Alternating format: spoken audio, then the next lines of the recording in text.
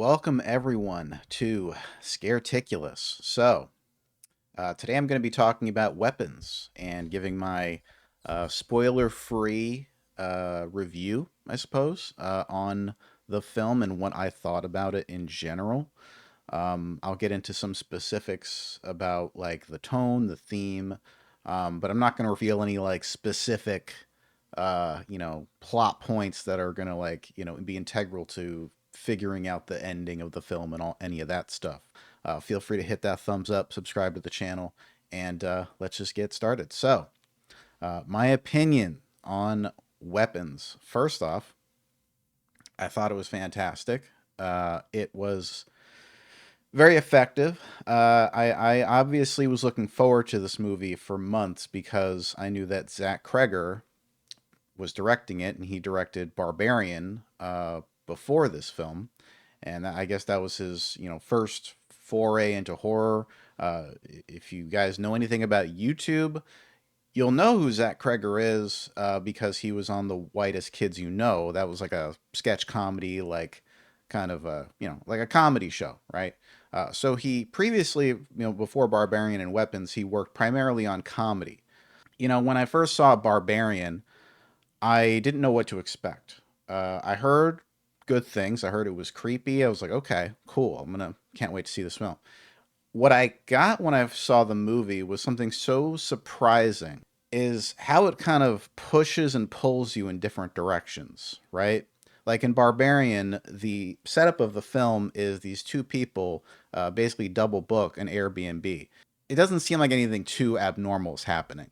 And then you see like later on, like, okay, wow, this desolate place where like every house is like condemned and, the whole neighborhood's gone to hell. And this one house is here looking perfect and immaculate. For what reason? It kind of reminds me a lot of Airbnb experiences I've been through. It plays with your expectations. You think at first, okay, there's a creepy guy who, he's going to be staying with this girl. What's with the guy? Is he a real threat to the girl? Is he going to do something? And it turns out he's, if you see the movie, if you've seen it, it plays with a lot of your expectations in what you're walking into the film kind of expecting, right? It knows what you're going to be expecting going into the film, and then it kind of teases you and pulls in the other direction.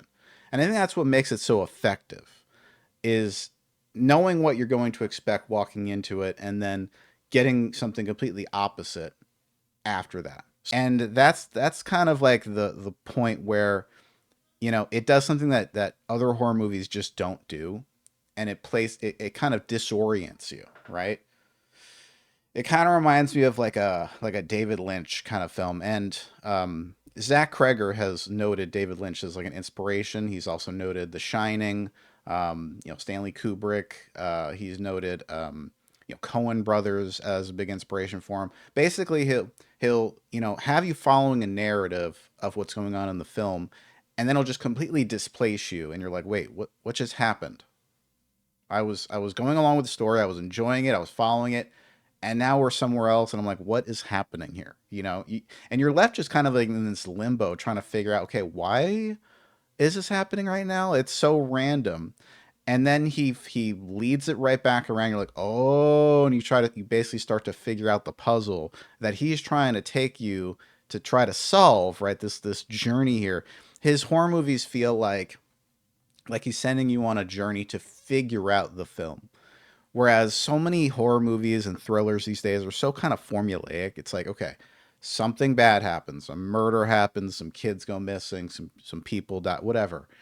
And then you see like the detectives try to figure it out. Like they have puzzle pieces, and they have they interview people and they have leads, and oh, something creepy happens, and then oh, this other creepy thing happens, and then okay, now someone comes into the scene and something else, and it just feels like we've tread this territory a million times before. It's something where we come to expect a lot of these same tropes every single time you walk into a horror movie. So like the premise of Weapons, basically it starts off with these kids going missing, right? 17 kids at 2:17 a.m. They just run outside of their house, run out into the darkness, and they're never seen again. right?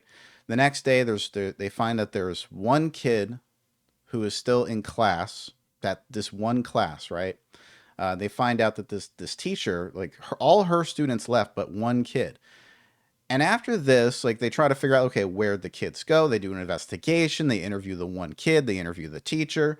They find no foul play. Like nothing's happening. They probably should have investigated a little bit more, from being honest, but we'll get to that later.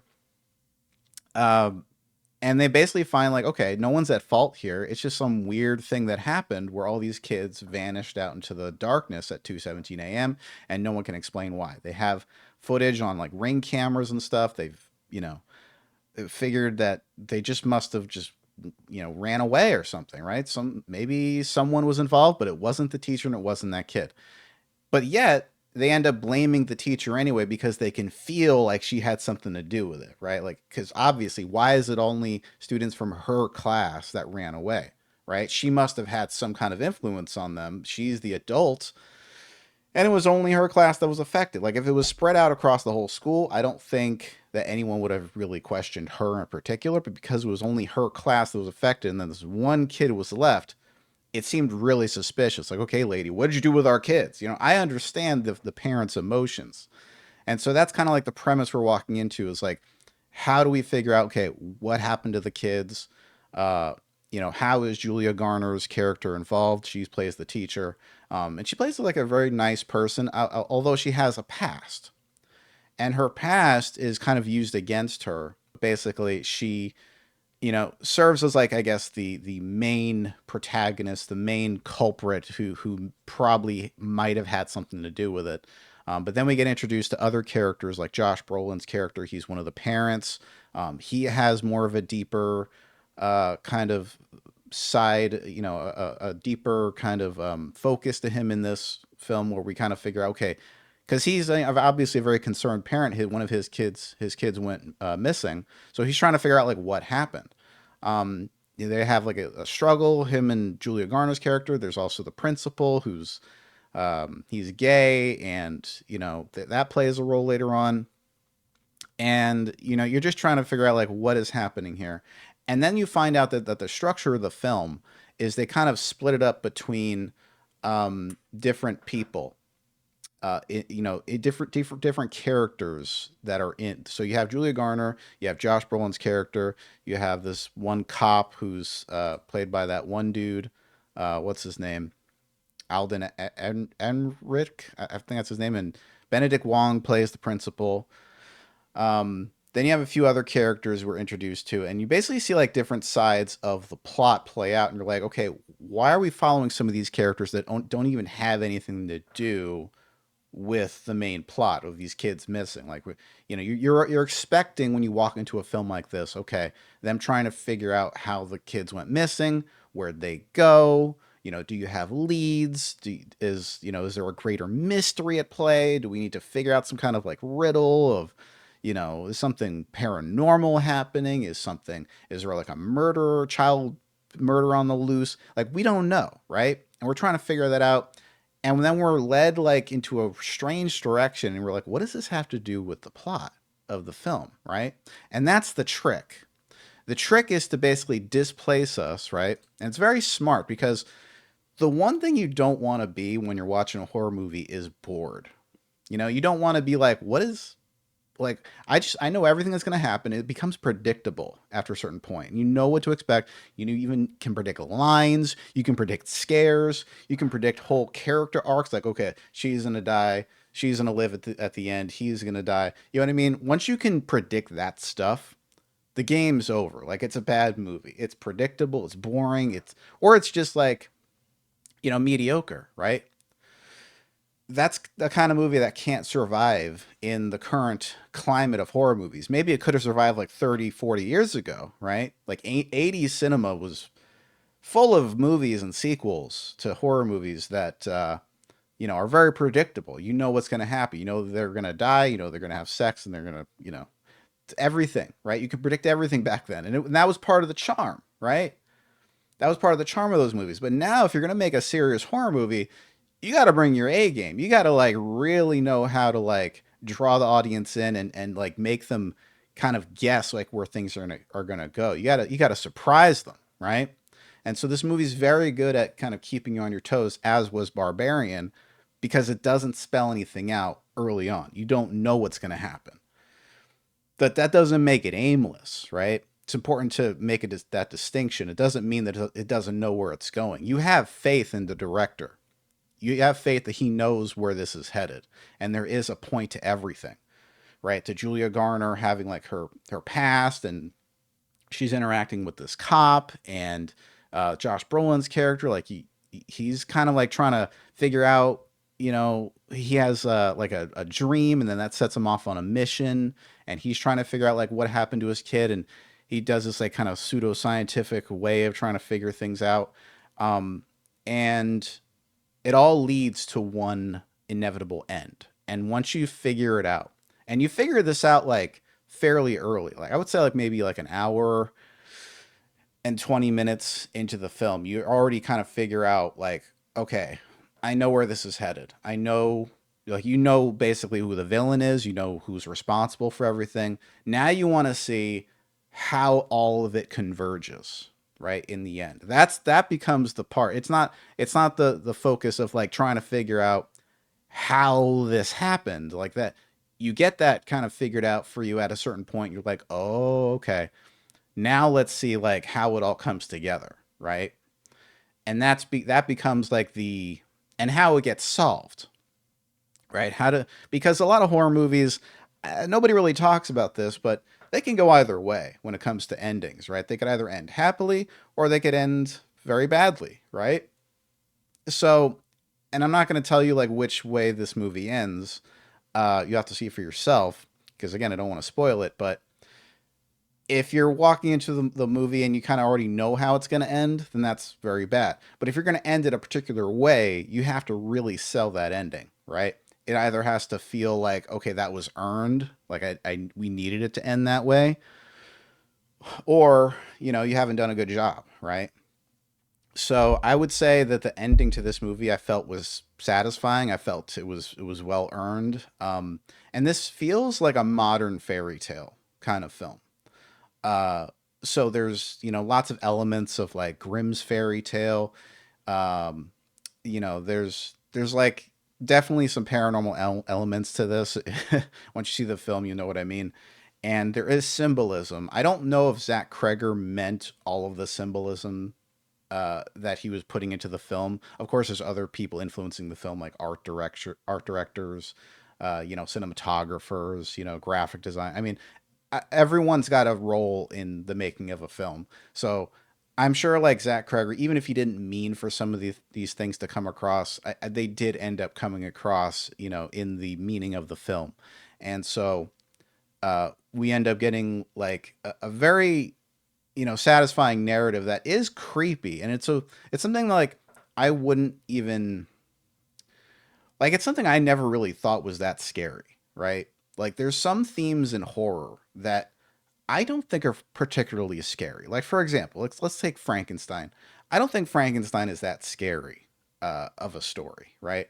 It's a creepy concept. Don't get me wrong. Same thing goes for like Dracula. I mean, but once like the monster and what it is and what the rules are and how to defeat it, and we've seen this story play out like millions of times. Like we've known these archetypes, right? So the question becomes like, okay, how is this going to be different? How is this not, and not just different, but scary? Like, how are you going to actually make it seem like a scary concept? Because once you've been, telling the same story or having the same kind of monster play it every single time in a film, you're no longer scared. It's not something that's going to surprise you anymore. Like, okay, here we go. He rises up from the dead, and lightning strikes. Oh, he goes to kill people. It's like I already know this. Like I've seen this story a million times. What are you going to do that's different, right? I am excited for Guillermo del Toro's take on Frankenstein, though. That at least should be visually very interesting to watch. So I'm curious to see how he kind of makes it different and makes it his own thing.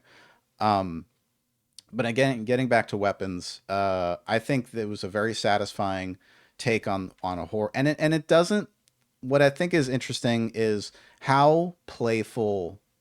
Zach Kreger is with his filmmaking, because he doesn't just stick to like a hard like horror format. Like it's something where, he's not afraid to like get funny all of a sudden in a film.